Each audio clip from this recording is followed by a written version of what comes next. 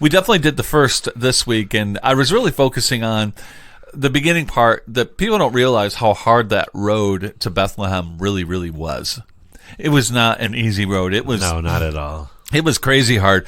I mean, some of the things to think about was even the length of the journey. I mean, I think that, when we think of these things, we don't realize how far it was. That was 90 miles of walking. Oh, my gosh. Yeah. 90 miles of walking. I don't know about you, but I don't know if I could handle 90 miles of walking. And I'm a 52-year-old guy that's pretty healthy. That's like walking to Rochester. Yeah, it is. It is. It is. No, thank you. Absolutely. And not only that, poor Mary, who's pregnant, is on a donkey. They're sleeping outside. They have many times just underneath the stars, although they did have tents and things like that they definitely used. The terrain wasn't easy. It wasn't even just a straight, flat shot. I mean, it was filled with hills and valleys. In fact, the last stretch of that Jordan Valley is an ascending one. It's at the end of it isn't even a flat going downhill. It is up, Not only that, the weather was extreme. They would they could have some really cold nights, some really hot nights, and the rain and wind definitely would add to the discomfort. And so you've got that going on. That it's not easy. They've got basic provisions with them. I mean, they might be able to carry some basic supplies like eating, simple food, and temporary shelters and clothing. But that's it. And then not only that, on these roads, many times there were thieves that waited on these roads. You actually hear a little bit about that in a parable that Jesus tells of the Samaritan who gets beat up on a road. These roads were bandits and wild animals were also on these roads, and it definitely was not safe. So, the road to Bethlehem was not an easy one. And I think that there are, and we've talked a lot about this last couple months, that the roads that we're on sometimes, the journeys that we're on sometimes are not definitely the easiest ones sometimes. For sure. Sometimes the roads that we walk in life and the seasons that we go through are difficult. From the outside, it might look like it's really not that big a deal, like things are good. But on the inside, there's a lot more going on. Kind of like looking at this. I mean, you look on the outside, it's basically talks about how, they arrived in Bethlehem. You looking at a first glimpse, you wouldn't realize that long road was so hard and so harsh on them. Deep on the inside of the story, there is some hardship and some hard work that went into following God up this road.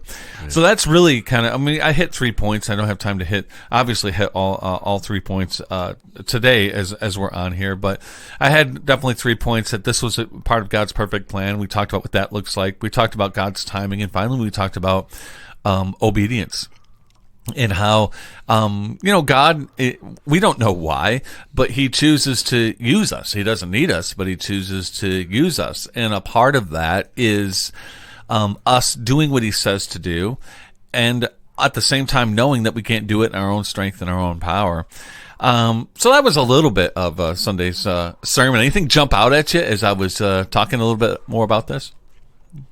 Just the fact that we have to know, and we have to realize that it's not going to that being a Christian in our walk is not all.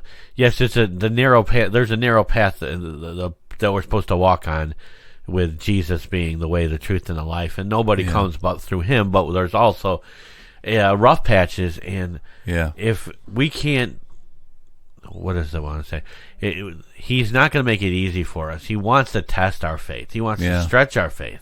Yep. If things are going too easy for you, maybe we need to look in the mirror and say, maybe we're not living as right as we should. Yeah, because sure. It's not supposed to be easy. Yeah, absolutely. There's supposed to be those challenges. Yep. Those were huge challenges. Imagine being Mary or Joseph, and an angel comes to you and tells Mary she's going to be pregnant. And she's never been with a man. That's got to be a shock. Yeah. And Joseph's like, and Mary comes to you. Yeah. By the way, I'm pregnant. Of course, you're going to think the worst, and you got to trust God and faith in these patches. What was Jesus doing? He was stretching their faith, but he knew that they were going to follow out the plan. He knew the plan ahead of time, and he picked them for such a time as that, for such a time as the plan, the purpose, and all that to work out. Yep. And it's just really cool to know the details. 90 miles, like going like a hilly version. Well, it's kind of hilly. You go down 690 towards Rochester. There's some hills on there, but you don't have to walk it. You got the car. I mean, even having a donkey, at least you're sitting down. But then having a donkey ain't having a car.